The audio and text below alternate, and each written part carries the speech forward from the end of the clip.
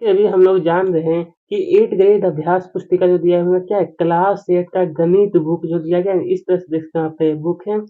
और आइए दोस्तों, इसमें से मैं अभी आपको बताने वाला हूँ अध्याय नंबर, जो आप सब देखें ना, अध्याय नंबर 7, जिसका नाम क्या है, राशियों की तुलना। तो चलिए, तो प्रिय विद्यार्थी, अब हम लोग शुरू करने जा रहे हैं अध्याय नंबर 7 जो दिया है ना, जिसका नाम बताया गया आपका कि राशियों की तुलना। तो अहीं से आपको सभी प्रश्न का हल बताया जाएगा, तो बिल्कुल आपको अच्छी तरह से मैं बताने वाला हूँ। तो चलिए दोस्तों, पहला प्रश्न से पूछा गया ना, 35 किलोमीटर का 25 किलोमीटर से अनुपात कितना है। देखिए दोस्तों, ऊपर में क्या है 35, तो ऊपर में इसे लिखिए और नीचे में दिया है 25। तो आप इसे क्या करिए, तो 7, 5 से जब ये हमारा कटेगा 7 वाले, 7 पचे 35 और 25 25, यानी कि देखिए 7:5 निकलेगा। डी वाला जो ऑप्शन देखें 7:5, ये बिल्कुल सही है, ठीक है। और यहाँ पर ये जो यहाँ पर गोल घेरा लगा दीजिएगा, ठीक है। आइए, प्रश्न 2 में से फिर कहा गया था कि किसी संख्या का 4 गुना कितने प्रतिशत वृद्धि के बराबर है। किसी संख्या का अगर उसको 4 गुना है तो कितने प्रतिशत का वृद्धि होगी। तो देखिए, मैं आपको बता देता हूँ कि यहाँ पर 300% की वृद्धि होती है। कितना, 300। ए वाला बिल्कुल से, और यहाँ पर भर लीजिएगा ए नंबर। आइए, अब हम लोग देखेंगे नंबर 3। तो नंबर 3 में जैसा कि देखने का, यदि किसी संख्या का, मान लीजिए कि दोस्तों कोई भी संख्या जिसका 15% संख्या 36 है, तो वह संख्या क्या है। तो वह संख्या क्या है, तो यहाँ पर हो जाएगा वह जो संख्या वह आखिरकार 240 होगा। 240 सी वाला सही हो जाएगा।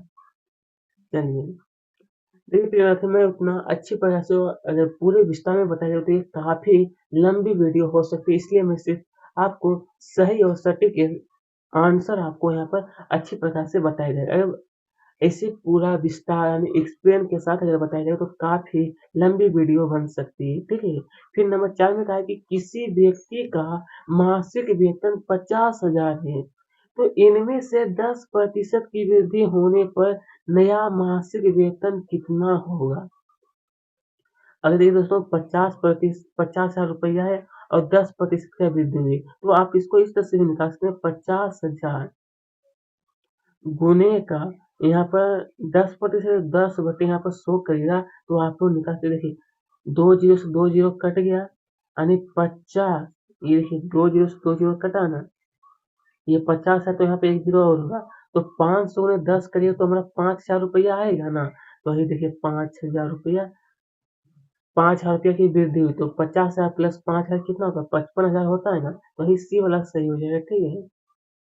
चलिए दोस्तों, अब हम लोग देखेंगे नंबर 5 में लिखा है कि एक मेज का अंकित मूल्य जो है, यहाँ पर आपको बताया गया 1200 है, और इस पर बट्टा बट्टा जो का है 8% है, तो मेज का विक्रय मूल्य कितना है। विक्रय मूल्य, तो विक्रय मूल्य जो इसका होगा वो हमारा 1104 रुपया। 1104 रुपया जो देख रहे हैं, बी वाला ऑप्शन सही हो जाएगा, ठीक है। 1104।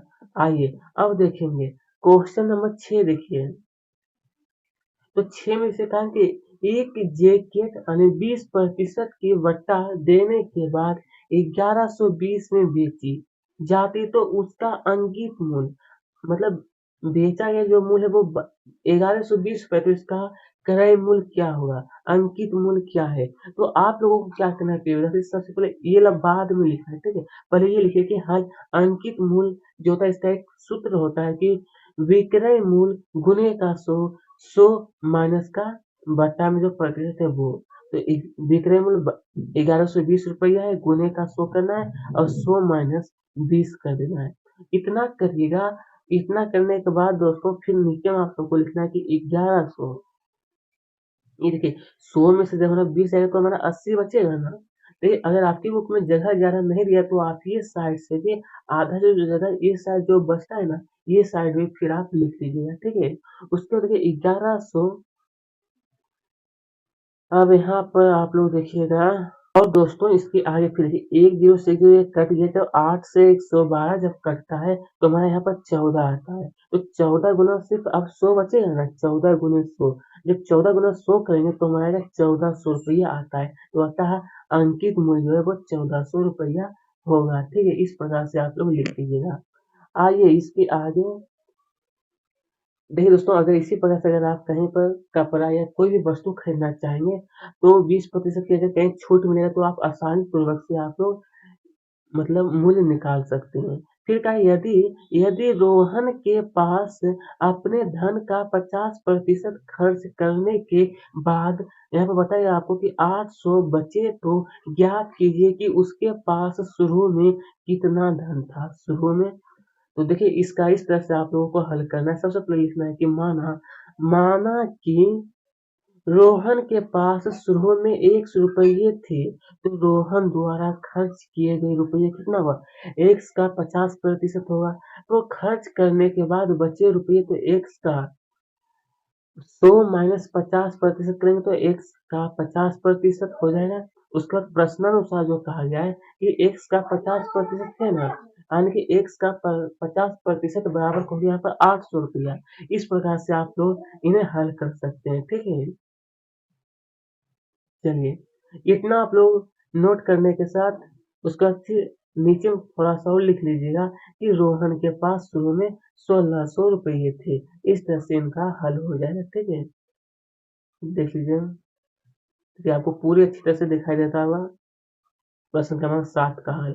अब आइए, अब इसके आगे फिर कहा है क्वेश्चन नंबर 8 आखिरकार कि 12 जो कहा है 12 कुर्सियों का जो क्रय मूल्य है, क्रय मूल्य और 10 कुर्सियों के विक्रय मूल्य के बराबर है। तो क्या लाभ प्रतिशत ज्ञात कीजिए। लाभ देखिए 12 कुर्सियों का क्रय मूल्य बराबर का 10 कुर्सियों का विक्रय मूल्य, तो अर्थात शेष 2 कुर्सियों का लाभ हुआ। कितना? तो 2 कुर्सियों का। तो लाभ प्रतिशत बराबर जो सूत्र होता है वो लाभ बटे का 100 और यहाँ पर आपको बताया क्रय मूल्य। यहाँ पर बताया ना आपको प्रियदा कि लाभ गुने का 100 और बटे का यहाँ क्या है क्रय मूल्य जो दिया गया है क्रय मूल्य। इस तरह से इसका ये सूत्र होता है। उसके बाद लिखना है आपको लाभ जो हुआ वो 2 कुर्सी का हुआ तो 2 गुने 100 और क्रय मूल्य 10 है। क्रय मूल्य 10 तो आप लोग 10 से 100 कट गया 10 यानी कि 2 गुने 10 यानी 20% की इन्हें जो है लाभ जो हुआ वो 20% हुआ है। ठीक है, इस प्रकार से आप लोग उनका हल कर सकते हैं। तो आइए अब इसके आगे 20% तो उसके बाद नीचे में थोड़ा सा और लिखना है कि अतः जो लाभ प्रतिशत है वो कितना है 20% होगा। कितना? तो 20%। तो आइए इसी के साथ फिर यहाँ पर कहा गया कि शकीर शकीर ने एक कूलर 10% कर सहित 4400 में खरीदा। तो बेच जुड़ने से पहले कूलर का मूल्य ज्ञात कीजिए। कूलर का जो मूल्य है देख सकते हैं यहाँ पर आप लोगों को सबसे पहले लिखना है कि माना कूलर का जो मूल्य है वो 100 रुपया है, तो अतः x का 10% निकालने के लिए x गुने 10/100 करते हैं। तो 1 गुने 10 देखिए ये 10 से 10 ये कटेगा ना, तो हमारा x/10 बचेगा। समझ नहीं आया तो देखिए ये ऊपर से 10 ये एक जीरो से एक जीरो कट गया तो यानी x/10 बचेगा ना। तो फिर ना कि कर सहित मूल्य निकालने के लिए x प्लस x बटे का 100 बराबर का 4400 और इस तरह से आप लोग हल कर सकते हैं जो मैं आपको बताने वाला हूँ। ये पूरा नोट कर लीजिएगा इस तरह से। उसको लिखना कि बेट जुड़ने से पहले कूलर का जो मूल्य है वो हमारा 4000 रुपया है। ठीक है, इस तरह से इसका हल हो जाएगा। आइए प्रिय विद्यार्थी अब हम लोग देखेंगे क्वेश्चन नंबर 10 जिसे यहाँ पर कहा गया कि ज्योति ने एक वस्तु मान लीजिए प्रिय विद्यार्थी एक वस्तु जो है 4.5% यानी कि 4.5% बिक्री कर सहित 3155 में खरीदी। तो कर से पहले उस वस्तु का मूल्य ज्ञात कीजिए। उस वस्तु का मूल्य देखिए उस वस्तु का मूल्य ज्ञात करने के लिए लिखना है कि माना कर से पहले वस्तु का मूल्य 100 रुपया तो होता है x का 4.5। तो इस तरह से इसका हल हो जाएगा। उसके बाद आप लोगों को लिखना है कर सहित मूल्य निकालने के लिए इसका इस तरह से एक विधि है जो मैं आपको बता रहा हूँ। देख सकते हैं यहाँ पर और इतना नोट करिएगा। उसके बाद थोड़ा सा और है दोस्तों यहाँ पर फिर आपको लिख लेना है यानी x बराबर। हालांकि मैं मानता हूँ दोस्तों आपके को उतना जगह नहीं दिया लेकिन जो ये जो प्रश्न इसको अगर पूरा शॉर्ट में बनाएगा तो वो भी सही नहीं, थोड़ा सा विधि के द्वारा आपको बनाना पड़ेगा ना। तो लिखिएगा x बराबर 15.09 गुने का 200, इसका फिर कि अतः कर से पहले उस वस्तु का जो मूल्य है 3019.14 रुपये होगा। ठीक है, ठीक है। और ये आपको नहीं लिखना है, बस इसका ही तक आंसर है। ठीक है, और इतना हल करने के बाद आइए इसके आगे जो पूछा गया क्वेश्चन नंबर, देखिए 11 नंबर में फिर कहा गया था ना आपसे कि 10,000 रुपये का 2 वर्ष के लिए 5% वार्षिक दर से चक्रवृद्धि ब्याज ज्ञात कीजिए। यदि ब्याज जो वार्षिक संयोजित होता है तब इसका इस तरह से हल होता है दोस्तों कि मूलधन को हम लोग P से दर्शाते हैं, तो 10,000 रुपया दर को हम लोग R से दर्शाते हैं, 5 समय को हम लोग N से भी दर्शाते हैं या फिर S से भी हम लोग दर्शाते हैं। ठीक है, यानी 2 वर्ष। तो मिश्र धन निकालने के लिए इसका जो सूत्र होता है, मूलधन पहले ब्रैकेट के अंदर 1+R यानी रेट बटेटा 100, N जो है क्या है, समय दिया गया है। और इस तरह से यहाँ पर आप लोग देखिएगा, ये पूरा सबसे पहले आपको हल करना है जो मैं यहाँ पर बता रहा हूँ आपको, और जो आपको अच्छी प्रकार से दिखाई दे रहा है। ठीक है, ये पूरा हल करने के बाद और यहाँ पर हल कर लीजिएगा, उसके बाद यहाँ पर क्या करना है आपको, ये लिखना है 25×441 बराबर के 11,025 रुपये को फिर चक्रवृद्धि ब्याज जो होता है उसको हम निकालते हैं ए यानी ये हो गया हमारा ए जो है दोस्तों हमारा मूलधन, सॉरी ए जो हमारा मिश्र धन कहलाता है, ए माइनस पी करेंगे तो यानी सी आई का मतलब होता है चक्रवृद्धि ब्याज। इस तरह से हमारा निकल जाएगा। ये भी पूरा हो चुका है प्रिय हमारा क्वेश्चन नंबर 11 भी देख सकते हैं यहाँ पर। चलिए आइए अब आगे देखते हैं। इतना मतलब यहाँ उसके बाद यहाँ से मैं बता रहा हूँ, हालांकि आपके बुक में जगह नहीं दिया इसीलिए मैं इस तरह से आपको बताता हूँ ताकि आपके बुक में भी नोट करने में सुविधाजनक हो सके। अब यहाँ पे फिर पूछा गया क्वेश्चन नंबर 12 और बिल्कुल यहाँ पर अच्छी तरह से मैं बता रहा हूँ। तो फिर यहाँ पर बताया गया कि 45,000 पर 12% वार्षिक की दर से 5 वर्ष के चक्रवृद्धि ब्याज और साधारण ब्याज का अंतर, चक्रवृद्धि ब्याज और ये जो साधारण ब्याज है इसमें अंतर आपको ज्ञात करना है। तो चलिए दोस्तों इस तरह से लिखे मूलधन 45,000 दर 12% समय को हम लोग एम और टी से भी दोस्तों इसे दर्शाया जाता है। ठीक है, ये 5 वर्ष है तो मिश्र धन इस तरह से निकलेगा, हमारा मिश्र धन निकल जाएगा। ये आपको बाद में लिखना है। ठीक है, पूरा नीचे लिखिएगा उसके बाद ये वाला लिखना है। देखिए यहाँ तक आप लोगों को सबसे पहले नोट करने के साथ यहाँ पर आप लोग अच्छी तरह से नोट करिएगा, उसके बाद यहाँ पर फिर मैं बता रहा हूँ ऊपर से लेकर के। ठीक है, हालांकि दोस्तों ऐसा इसलिए बताया जा रहा है ताकि आपकी बुक में भी जगह कम जाए, इसलिए मैं 2 भाग कर देता हूँ ताकि दोनों साइड में अच्छी प्रकार से हल हो सके। उसके बाद चक्रवृद्धि ब्याज इस तरह से ये पूरा निकाल लीजिएगा। चलिए ये भी पूरा मैं हल करवा दिया हूँ। आइए अब हम लोग पेचदार देखेंगे नंबर 13 में। फिर पूछा है ना कि दुकान ए और दुकान बी, ए है और ये दुकान बी है, तो कहा है कि खिलौने का मूल्य 540, तो इस सप्ताह यह खिलौना दुकान बी पर 425 की सेल पर है तथा दुकान ए पर 25% छूट पर है। तो अब किस दुकान पर यह कम कीमत पर उपलब्ध है तथा दोनों कीमतों में कितना अंतर है, ये आपको पूरा निकालना है। तो देखिए सबसे पहले लिखना है कि दुकान ए पर मूल्य 540 का 25% वो क्या छूट दे रहा है ना, तो इसको निकालने के लिए 540 गुने का 25/100 करेंगे तो 25 चौका 100 यानी 4 बचेगा। तो 4 से जब इसे हम लोग काटेंगे तो हमारा 135 निकलेगा, यानी 135 रुपये का वह छूट दे रहा है। तो छूट के बाद कीमत जो है वो 405 रुपया है और दुकान बी का जो मूल्य है वो 425 रुपया है। तो दुकान ए पर कम कीमत पर क्या है हमें उपलब्ध कराया जा रहा है, और क्या है, दोनों कीमतों में अंतर भी आपको निकालना था। तो अंतर ये दोनों में घटाइए तो हमें 20 रुपये का क्या है अंतर है यहाँ पर।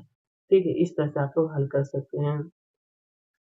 आइए प्रिय विद्यार्थी अब यहाँ पर पूछा गया कि 2% वार्षिक की दर से बढ़ते हुए 2023 के अंत में एक गांव की जो जनसंख्या वो 37,500 हो गई, तो वर्ष 2025 के अंत में जनसंख्या कितनी होगी। जनसंख्या जो का है दोस्तों कितना होगा, देखिए इसका हल इस तरह से सबसे पहले लिखना आपको कि वर्तमान जनसंख्या क्या है? 37,500 है। दर 2% समय हमने दिया है 2 वर्ष। तो ये 2025 के अंत में जनसंख्या जो होगा वो इस तरह से आप लोग निकाल सकते हैं। अब सही से दिखाई दे सकता होगा। चलिए, यहाँ पे देखिए पूरा आपको देख लेना है। और यहाँ पर अच्छी तरह से मैं काट करके बता रहा हूँ ताकि दिक्कत ना रहे हमारे दोस्तों को। देखिए इस ये जो है वो 1 ज़ीरो से 1 ज़ीरो कट गया, 1 ज़ीरो से 1 ज़ीरो ये कट गया और 5 से जब इससे काटेगा 375 को तो हमारा 75 रहेगा। फिर 5 से 75 को काटेंगे तो हमारा 15 आता है, ठीक है? तो ये पूरा जो नीचे दिया फिर लिखना है अतः 2025 के अंत में जनसंख्या 39,015 होगी, ठीक है? इस प्रकार से आप लोग हल कर सकते हैं। चलिए, अब देखेंगे दोस्तों ये लास्ट शायद इस अध्याय का लास्ट क्वेश्चन है कि अपने अपने परिवार के मासिक व्यय का रिकॉर्ड रखने हेतु अपने माता-पिता से चर्चा कीजिए और नीचे दी गई तालिका अनुसार नीचे दी गई जो तालिका अनुसार जाँच पुस्तिका बनाइए। आप अपनी आवश्यकता अनुसार प्रविष्टियों को बदल सकते हैं। तो देखिए दोस्तों यहाँ पर आप लोग इस तरह से लिख सकते हैं महीना जो है अगस्त का और यहाँ पर कुल परिवार की मासिक आय 40,000 जितना है आप वो अपने अनुसार भी चाहे तो लिख सकते हैं। मकान किराया कितना खर्च है, शिक्षा में आप लोगों को माता-पिता कितना खर्च करते हैं वो यहाँ पर पूरे लिख सकते हैं, ठीक है? उसके बाद फिर देखिए नीचे में आपसे कुछ प्रश्न पूछा गया, ठीक है? नंबर में कुल आय का कितने प्रतिशत शिक्षा पर व्यय किया गया? तो लिख सकते हैं यहाँ पर 2000 गुने का 100 बराबर का 100 200 बराबर का 50% कुल आय का, ठीक है? तो यहाँ पर जो होगा इसका सही आंसर प्रिय विद्यार्थी अच्छा यहाँ देखिए ये 200 जो देखे ना 200 बटे का 4 यहाँ पे लिखा हुआ है, ठीक है? और देखिए दोस्तों मैं थोड़ा-सा आपको समझा देता हूँ यहाँ पर 20,000 दिया है ना यहाँ पर बटे लिखा हुआ है, ठीक है? बटे और यहाँ पे ये जो दिया है बटे, ये दोनों को सब लोग हल करते हैं तो हमारा सही आंसर है 50% निकलता है। प्रतिशत में पूछा गया तो प्रतिशत में ही आपको उत्तर लिखना है तो 50% होगा। जो उनका परिवार की आय का कितने प्रतिशत भाग बचत किया गया, तो इसको निकालने के लिए आपको कि 40,000 माइनस का 30,000 बराबर का 10,000 रुपया और इसको प्रतिशत में निकालें तो प्रतिशत में निकालने के लिए 10,000 बटे का 40,000 गुने का 100 करेंगे तो 25% क्या होता है बच यानी जो है भाग बचता है। और तीसरा प्रश्न पूछा जाता है आप अपने परिवार की बचत कैसे बढ़ा सकते हैं? तो लिख सकते हैं कि किराना, मोबाइल, मनोरंजन पर व्यय का मतलब होता है खर्च। व्यय का मतलब क्या होता है खर्च कम करके हम अपने परिवार की बचत बढ़ा सकते हैं। तो इसी के साथ आज का जो अध्याय है समाप्त होता है।